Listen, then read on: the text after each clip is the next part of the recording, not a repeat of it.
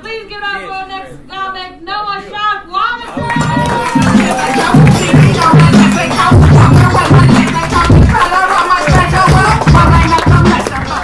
All right, belly room, you having a good night tonight or what? Yeah. All right, enough about you. Let's talk about me.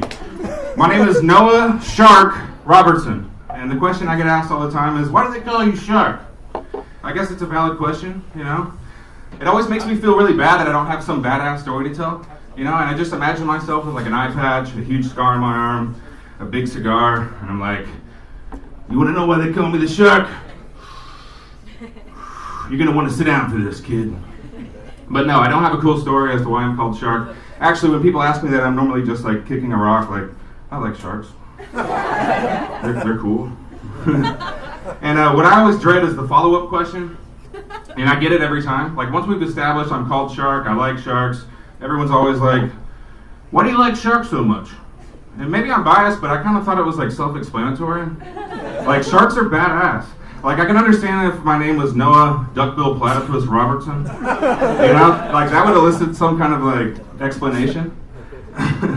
And as you could have probably guessed, one of my bucket list items is I want to see a great white shark before I die. I just don't want to see a great white shark right before I die. You know? It seems like it would be bad news.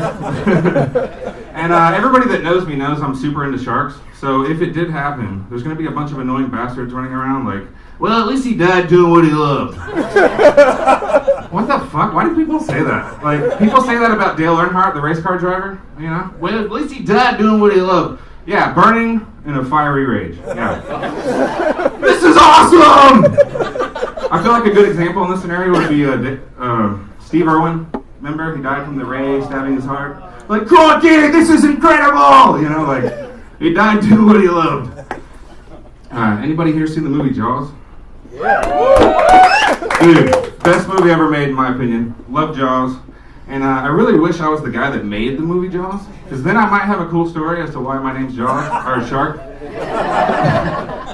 But also, I would be filthy fucking rich. $500 million that movie made. Like, even if I was the guy that made the soundtrack to Jaws, I would still be filthy fucking rich. And I have a funny story about that soundtrack. The Jaws theme, one of the most famous movie themes in history, almost didn't get made. This is a true story, swear to God, you can look it up. Whenever John Williams presented the final product to Steven Spielberg, Spielberg thought it was a joke. Like, he didn't believe it was real. Can you imagine that meeting whenever they sit down and he's like, all right, I got the theme song, you ready?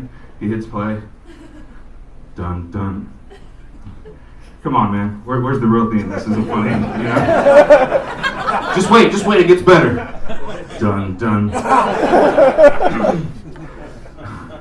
John, we paid you hundreds of thousands of dollars. Where's the real theme song? Like, he's sweating.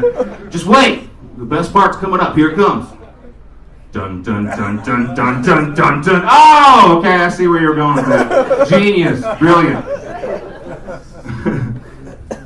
So this guy gets in my car the other day, he sees all my shark tattoos, and he's like, hey man, you ever seen the movie Jaws? Yes, best movie ever made in my opinion.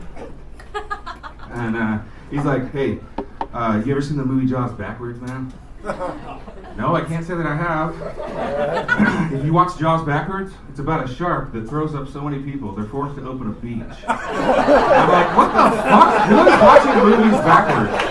Like, who the hell is watching movies backwards? Where did you get this alien technology? How high are you that you're watching movies backwards? I just turned to the guy and I go, you're going to need a bigger joke. All right, my name is Noah.